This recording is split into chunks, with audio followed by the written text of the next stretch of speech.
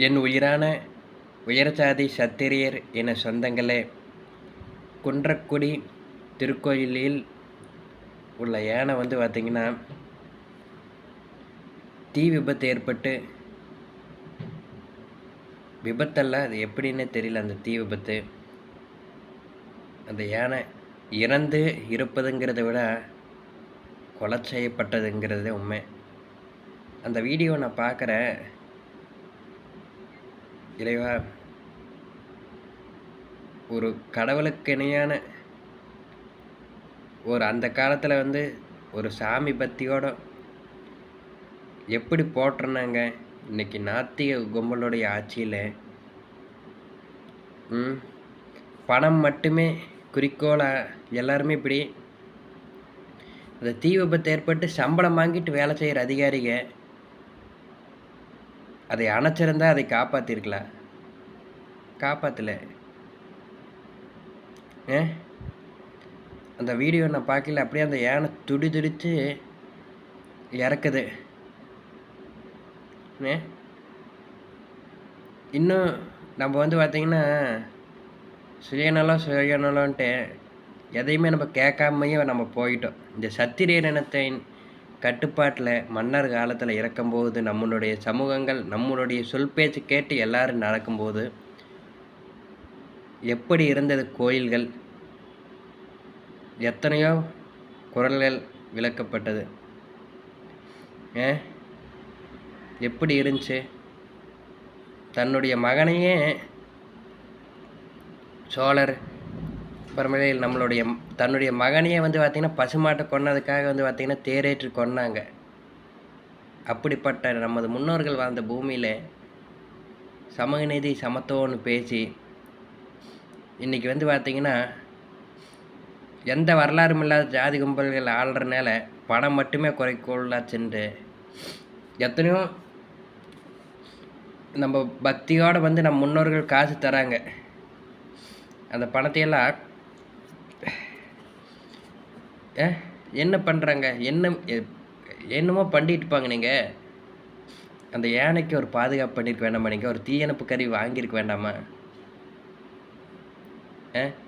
அந்த யானையை அத்துட்டு பார்த்திங்கன்னா வெளியே போராடி இறந்துருக்குது. ஒரு ஆள் இல்லை.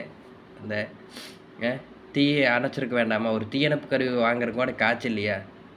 அவ்வளோ கோயில் வருமானம் வருதில்ல. நம்ம என்னென்னா நம்ம இந்த ரொம்ப ஏமாந்துட்டுங்க இதனால் வரைக்கும். இனிமேல் நான் அதனால தான் இந்த சமூக நீதி சமத்துவம்னு நான் சொல்லிகிட்டே வர்றது. இந்த சமூக நீதி சமத்துவம்னு பேசி நாசமாக போயிட்டோம். அதை விட்டு தயவு செஞ்சு வெளியே வாங்க. இந்த போலியான சினிமா இதை பார்த்துட்டு இது பண்ணிட்டு நம்மளுடைய எந்த ஒரு ஊடகமுமே அதை வெளிக்காட்டவே மாட்டேங்கிறாங்க. அதனால தான் நான் அந்த செய்தி பார்க்குறதில்ல. அப்புறம் பார்த்திங்கன்னா இந்த இந்து அறநிலையத்துறை கட்டுப்பாட்டில் இருக்கிற எந்த கோயிலுக்கும் போகிறதில்ல. ஏன்னா இங்கெல்லாம் கோயில் பக்தியில் எவனும் போகிறதில்ல கோயிலுக்கு. பணம் இருந்தால் பக்கத்தால் காட்டுறா தெய்வத்தை, பணம் இல்லையா வெளியில் தூரத்தில் காட்டுறா. நான் மனசுலையே நினச்சிக்குவேன், என் குலதெய்வத்து கோயில்களுக்கு போவேன். நான் குலதெய்வ கோயில் சமுதாய கோயில்களுக்கு போவேன். சத்திரியர் சமுதாய கோயில்களுக்கு கட்டுப்பாட்டில் ஏதாச்சும் ஒரு கோயில் இருக்குது, அதுகளுக்கு போவேன். ஆனால் அந்த மாதிரி கோயில்களுக்கு மட்டும் நான் போகவே மாட்டேங்க, பொது கோயிலுக்கெல்லாம். ஏன்னா அங்கெல்லாம் நடக்கிறதெல்லாம் அநியாயம் நடக்குது. தயவு செஞ்சு சொல்கிறேன், இனிமேலாவது நீங்கள் விழிப்படைங்க. ஏன்னா பார்த்திங்கன்னா நம்ம ரொம்ப இழந்துட்டோம். 70% பெரும்பான்மையாக இருக்கக்கூடிய சத்திரியர் சாதிகள் இன்றைக்கி பார்த்திங்கன்னா அதிகாரத்தை இழந்துட்டு எல்லாத்தையும் இழந்துட்டு சமூக நீதி சமத்துவத்தையோட பேசிட்டு நிற்கிறோம். அது உண்மை. அதை தயவு செஞ்சு மாற்றுங்க. அதை விட்டு வெளியே வாங்க. இன்றைக்கி ஒரு நடிகன் சொல்கிறா, சென்னை பார்த்திங்கன்னா எங்களுக்கு தெரிஞ்சு வந்தோம், நாங்கள் தான் பெரும்பான்மையாக இருக்கிறோன்னு. ஒரு 20% கூட இருக்கார் அவன் ஜாதி. அவன் நல்லா சொல்கிறான், தாழ்ந்த ஜாதிக்காரங்க. நம்ம உயர்ந்த சத்திரியர் சமுதாய பெரும்பான்மை இருந்து ஓட்டு நம்ம இப்படியெல்லாம் ஏமாறனால இன்னும் எத்தனை இது இருக்கணும். இது தெய்வம்னு இருந்தால் கண்டிப்பாக அவங்களுக்கு பதில் சொல்லு, கண்டிப்பாக. ஏன்னா அந்த அரசு மக்கள் எல்லாருமே கண்டுக்காம போகலாம். சத்திரியர் உணர்வாளர்கள் மற்றும் தெய்வத்துக்கிட்ட பதில் சொல்லியே ஆகணும். நம்ம உயிரான உயர்சாதி சத்திரியர் என சொந்தங்களே, நிச்சயமாக ஒரு நாள் ஒரு சத்திரியன் கையில், ஒரு சத்திரியர் என உணர்வாளன் கையில் அதிகாரம் வரும். அன்னைக்கு இவனுங்களுடைய ஆட்டத்தை எல்லாம் கண்டிப்பாக முடிவுக்கு வருங்கிற நம்பிக்கை இருக்குது.